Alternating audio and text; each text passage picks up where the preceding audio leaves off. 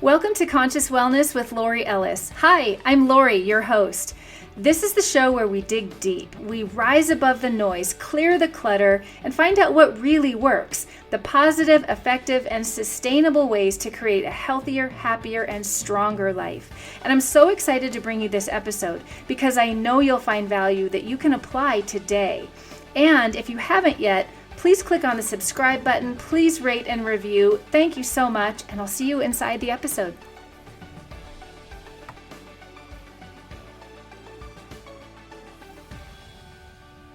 Hi, I'm so glad you're here for episode 9. 9 is my favorite number. It's a number that shows up in my life in dates and events that are really close to my heart, so it's a special number for me, so this will be fun. And today I'm going to ask you a question. Go ahead and get a pen and a piece of paper while you're listening to this, and I'll wait for a minute while you're doing that because I want you to write this down.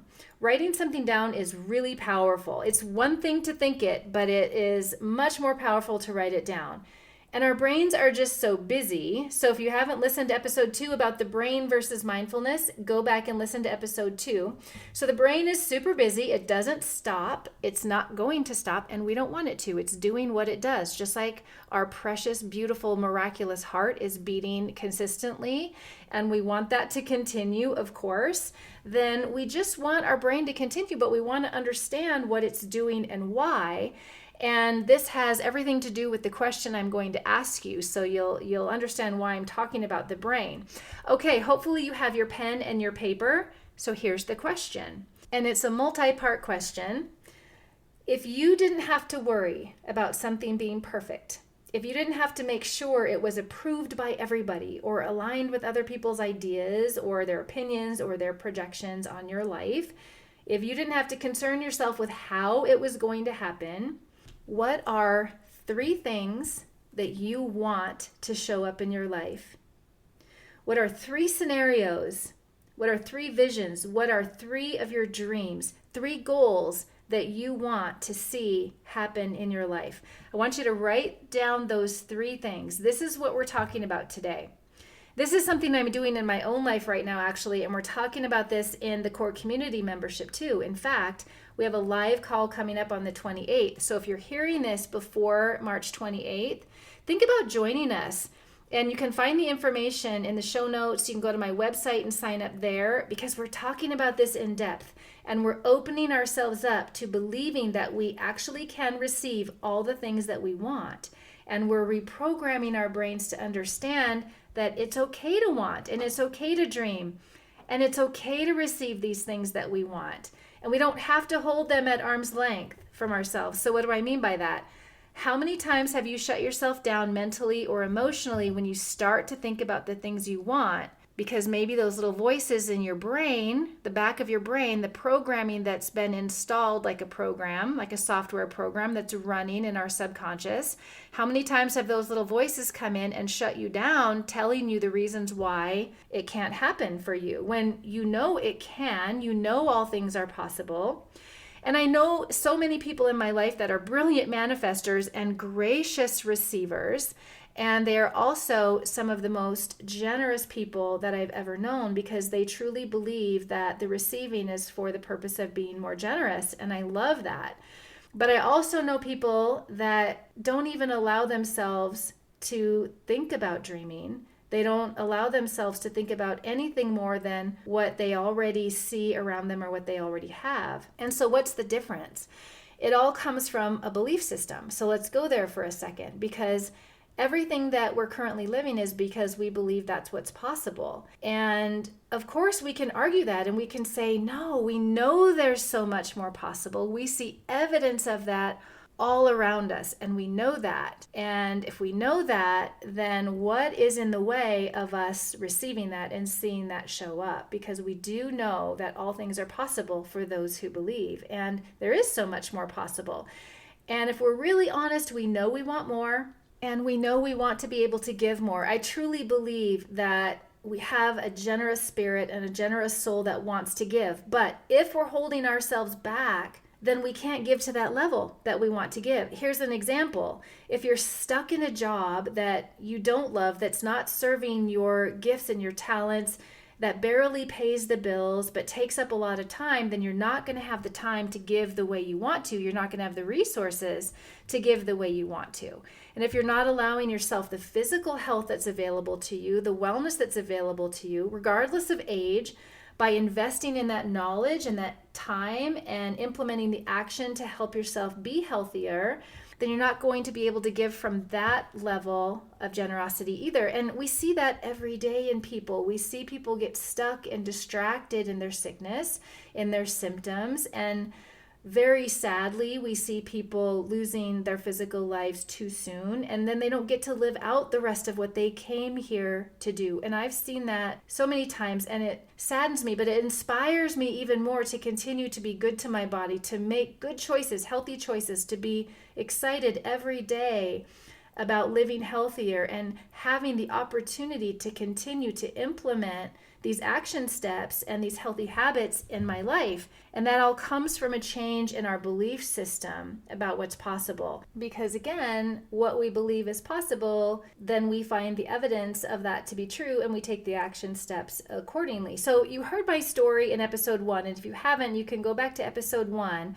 and hear my story of 24 years ago where I was able to make that change in my life physically, to turn my physical life around, get healthy, get fit, get strong, and continue that on and continue to improve upon that over the past 2 decades. And I'm so grateful I've done that because I feel healthier, stronger at 57 than ever in my life. And I will continue this every day. I get to get up every day and continue to make healthy choices because I love feeling good and I love feeling strong. And I love what that allows me in my life with the energy, with the experiences, with the things I get to do with wellness and feeling able and strong. So how do we change what we believe is possible? Well, we've got to change the way we think about things. We've got to dig deep and find out what's the root, what's the core of our belief system, where did it come from? Are we just repeating old cycles from what we learned growing up? Are we living completely in a subconscious program? And I talked about this in episode 2 as well. It's worth repeating because the subconscious, what I call unconscious, what they found, the researchers, the scientists in neuroscience and neuroplasticity and all these beautiful studies that are showing that most people are living a subconscious program, meaning this program's running like a software program in the background, 95% of their life. And where did that program come from? And is it serving what they want? That's the question. So when I heard this, I immediately was shocked and I thought to myself, I don't want to do that. I don't want to repeat the same day over and over again throughout my whole life. I want to live every day of my life. I want to grow and learn and discover. And that requires an open belief system. It requires the ability to be aware, to look at our day, to look at our life, to look at our choices and look at our patterns and look at our habits. And then discern with clarity, is this serving the life I want to live and the life I want to create and the future I want to have? Okay, so let's go back to the question. If it didn't have to be perfect, if it didn't have to please other people, if it didn't have to meet some antiquated criteria that was somebody else's belief system and not even mine, if I didn't have to worry about how it was going to happen, and if I didn't have to keep myself stuck to all these rules and these old limiting thoughts and keep myself to this thermostat, this setting of what I thought was possible, the setting, the ceiling that was made up, and this is a really great analogy, if I didn't have to keep myself stuck to that thermostat or that self-imposed ceiling, what is possible? What would I allow in? What would I allow? What dreams would I allow to actually show up? And what would I allow myself to receive? And what would I be able then to give with that dream that shows up? So the analogy about the thermostat, I read this in a book called The Big Leap, and I highly recommend it. We're talking about this actually in Core Community too on our live call, so definitely join us. And this book, the author talks about a thermostat that is something that is set in our lives, our belief system, based on what we learned somewhere along in our childhood, adolescence, and then people develop this thermostat, meaning they believe their lives can only get to that point. and then that thermostat kicks in and shuts them down. And that keeps them limited. So it's a self-imposed ceiling, so to speak, just like the thermostat on your wall at home. You might have it set to 67 degrees. Well, if it gets warmer, that thermostat's going to kick in and it's going to shut down and not allow the temperature to go past that setting. So you can clearly see the analogy in every area of our lives. It could be in our in our fitness, it could be in our relationships, it could be in our financial. What is that setting? What's the self-imposed ceiling, and where did it come from? What program is running some old belief system that is imposing that ceiling in that area of our lives? And that is where people stop themselves. So I see it in health and fitness in coaching clients over the last couple decades, because they'll stop their success. They'll get to a certain point, they'll be really happy with their success, and then they'll revert back to old habits, will kick in, and because they've reached their ceiling, right? People do that with their finances, with their relationships, and they'll choose the same things over and over. And even if they make a change, they'll revert back to the old familiar way, because that's that old program.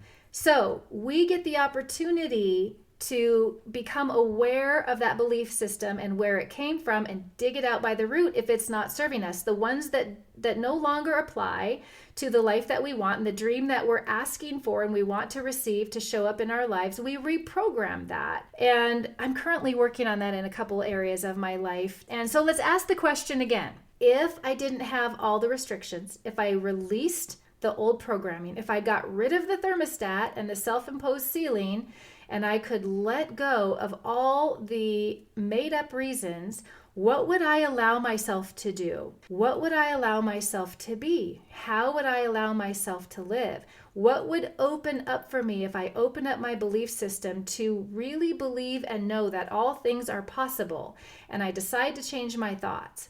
Okay, now you heard this in previous episodes, that our thoughts are so deeply embedded, so deeply ingrained, that if we're living in that subconscious state, then we're just following an old program. So let's think about our computer for a second. If you had an old program that was causing your computer to run slow, and maybe it was blocking your computer and keeping you from searching new information, then you would take out that program, you would delete it, and you would install a new program that was upgraded, that was allowing you to receive more information, to have your operating system running faster and more efficiently. You would want that new program, and that's what you would do, and that's what we get to do with our brain. So the brain is the body's computer program, right? It's downloading information. But if we allow the old program that was embedded when we were 5 or 7 or 12 and created that thermostat and that ceiling, then that runs the rest of your life based on somebody else's life, because you programmed that subconsciously by maybe what you saw and what you heard and what you were told, instead of what you discovered on your own and what you wanted to believe and what you decided to believe on your own. So that's the shift we get to make. What program am I running? Where did it come from? Is it even mine? Is it what I want? And when we ask those very powerful questions, we get clarity. We get to the point of awareness. And the sooner we can be there, the better, because then we can start really thinking, believing, and acting on what it is we do want, not just what continues to keep showing up. So I'm doing this, like I said, in a couple other areas of my life right now actively. And, I'm really glad that 24 years ago, I did this in my health and wellness and fitness, and I'm successfully, all these years later, continuing to reap the benefits, which is great. And this is the truth. We get to reap the benefits or pay the price of what we decide is true for us based on what we decide is our belief system. And are we available to be open to dream and to expand our ability to receive? And ask those questions and answer those questions consciously based on what we want to think, how we want to feel, how we want to live, the legacy we want to leave, the positive changes we want to make in this life, on this planet, for our families, for our loved ones, for ourselves, the impact we want to make, what we want to do while we're here, how we want to give generously. And that's what today is about, because if we don't ask ourselves the questions, then we won't open ourselves up to the answers. So let's ask ourselves the question again, what would my life look like? What would the dream scenario of my life look like if I didn't think about things having to be perfect, if I didn't have to figure out how I was going to make it happen? Because when we allow ourselves to go there, we open up our mindfulness to start seeking the answers. Here's the thing I want us all to remember. We will find what we're looking for. We're looking through that self-imposed filter again that we can release. And when we open that filter, just like in a camera, you can change the aperture, you can widen the lens, and then you'll see more. You know, that's a good analogy. And I heard this in a conversation recently, and it's so true that if you take a picture with your camera, that camera sees everything. It sees everything in the picture that's there. But when you look at that same scene with your eyes, you're actually filtering it through your belief system and what you're programmed to see and what you're allowing yourself to see. People do this when they look in the mirror. This is a very real thing, that your brain sets up these things that you're going to program yourself to see. And that can be really dangerous. So we need to be aware of that and realize that we might be filtering that vision through a program. So digging out that program and then opening up those new belief systems is very advantageous to being able to see with tremendous clarity, okay? So when we watch a movie, this is another example. You'll watch the movie the first time and you'll see it the way that you see it. And if you watch it a second time, you might see something you didn't see before. You might hear something you didn't hear before. And it was always there, just like in that picture that your camera took, but you didn't necessarily see everything with your eyes because of what you were allowing yourself to focus on. So you get my point. I want to go a little bit further in this, but I'm not going to today because I feel like this is a really great start. This question is actually the first question I asked in my book.